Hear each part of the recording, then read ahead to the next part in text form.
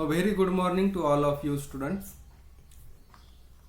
Our topic is Pteridophyte. It is the fifth part of this topic, and in this part we will learn about the reproduction of Nephrolepis.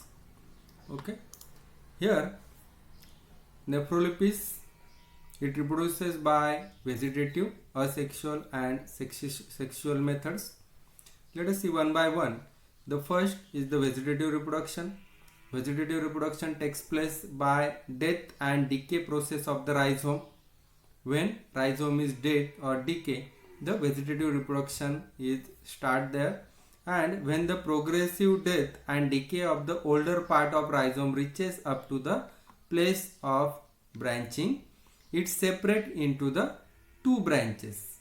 When the rhizome it is start to dead and it comes toward the branches, that branches are divided into two parts, and further that two branches they are separate into two branches and continue to grow as a separate individual. That means they are separated, they are vegetatively different, that are the branches are the vegetative part, and with the help of that vegetative part the new plant can be grow here. So this is the vegetative reproduction. It also takes place by budding also from primary and secondary stolon of Nephrolepis, and finally gives rise to the new plant. This is about the vegetative reproduction. Second one is the sexual reproduction. In this part we are discuss only these two methods, vegetative and sexual method. Here in sexual method, the fern plant, we know that it is a sporophytic plant and it is reproduces asexually by the formation of the spore.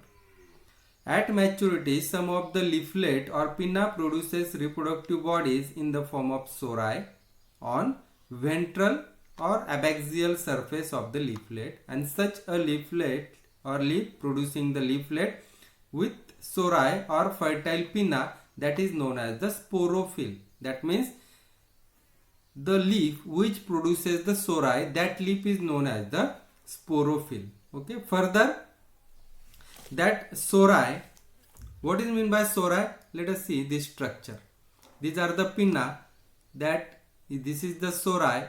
This sori in a broad sense or broad view, it is shown looks like this, and again it look like this structure. This sori having this placenta, indusium and sporangia. Okay, these three parts having the sori. These sori are actually a group of asexual reproductive bodies with or which develop into the two row on ventral surface of the pinna along the margin, and they develop on one of the vein ending of the forked vein. Let us see here. Here forked vein is there, and on that forked vein they are at the apex the sori are arises. Okay, they are light green to brown in color. Each sorus consists of a group of sporangia. Let us see here. These are the sporangia, group of sporangia which develop on the cushion like outgrowth of the parenchymatous cell, that is called as the placenta.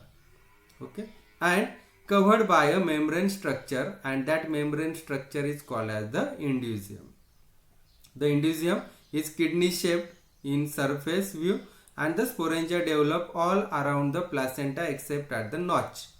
Except on the notch, they are present all over the surface. Sporangia produces large number of the spore. Okay, and the placenta provide food material to the developing sporangia, and indusium covers and protect the sporangia.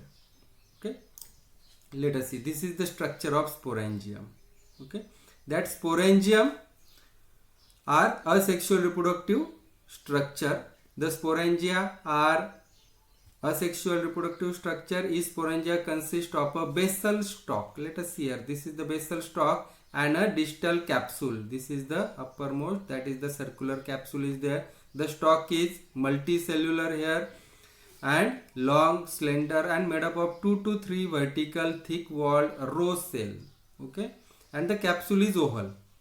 biconvex and disc-like structure. The wall of the capsule is made up of single layer of flat thin walled cell. Along with the periphery, it shows the distinct incomplete ring of the cell. This annulus, these are the incomplete row of the ring of the cell and which is vertical place, and they are known as the annulus.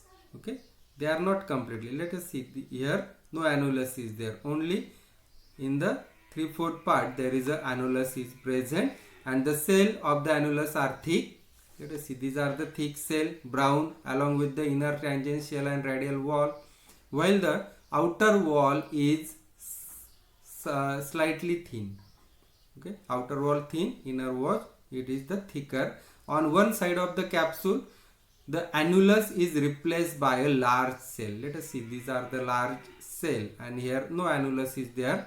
Large cell is large size, thin wall, transversely arranged, elongated cell are there, and at maturity sporangia opens through these cells, forming the stomium when the young, and the sporangia contains the 16 diploid spore mother cell in them.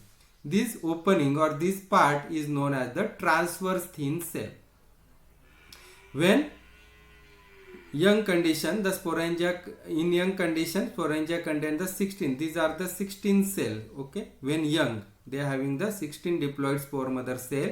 At maturity each spore mother cell undergoes the reduction.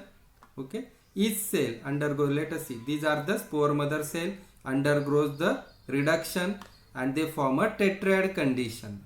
Let us see here. At maturity each spore mother cell, it is undergoes the reduction division of meiosis and forming the tetrad or 4 haploid spore, and therefore each sporangia contains the 64 spore. Okay, there are total 16 spore mother cell are there. 16 into 4, 64 spore are produced here in the from the spore mother cell. 16 spore mother cell, and this is about the structure of sporangia. Okay, here in this way I hope you are learn about the structure reproduction of the fern. Thank you very much.